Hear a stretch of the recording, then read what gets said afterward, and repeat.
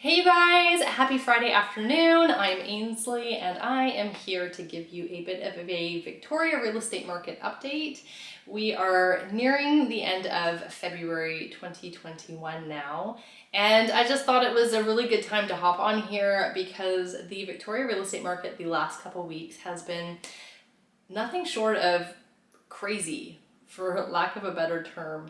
And we have been in a very hot, very brisk, very active market for quite some time now. But this crazy factor has kind of crept in more so really in the last couple of weeks, where we're seeing more and more competitive offer situations, these bidding wars, properties going from anywhere from 20, 30, 40, $50,000 over asking price to say 150, 250, $350,000 over asking price. So the demand for single family homes right now is huge. There is also demand for townhouses, half duplexes. The condo market, not so much. It's a little bit separate at the moment. There is still a lot of activity in the condo market, but we're not seeing these multiple offer type of situations as much in the condo market right now. And I was looking at some stats yesterday, and basically in Victoria, there are 40% of properties that have sold in the last month, and this is looking at single family homes. 40% of the single family homes that sold in the last month in the core area sold over asking price. So that just kind of outlines what's going on right now. So typically at the moment, the way that it's working is new properties obviously come to the market every day, but more often than not right now, it's on a Thursday. So there's a lot of new properties coming to market on a Thursday. And why is that? Well, it's kind of is close to enough to the weekend that they'll list on a Thursday, they'll start showings the Friday, Saturday, the Sunday, maybe the Monday, and then often they'll review offers on say like a Tuesday at 4 p.m. So this gives buyers a chance to go through the properties over the weekend, do some due diligence with their realtor, and then go into these competing situations on the Tuesday at this certain time. So I've seen anywhere from like 2 people competing on houses to 5 to 10 to 15. There was an offer on a house in Esquimalt the other day. It had 22 offers on it. We saw a home the other week in Oaklands that had 5 preemptive offers on it. So they got these offers before the scheduled offer time. They got them within hours of this house hitting the market.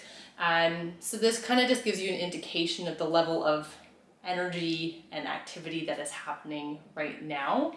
So it's essentially a seller's market. Well, it is a seller's market right now. And what does that mean? It means that there are more buyers than there are houses. And when you have more buyers than houses, you have more than one buyer trying to buy the same house.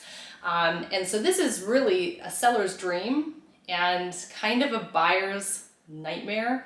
I don't want to sound negative here, but so I always tell my buyers in these competing type of situations that you typically only ever get one shot at it. So it's a put your best foot forward type of a situation. And ultimately, you're never gonna know what the other offers are, but you will find out what it eventually sold for.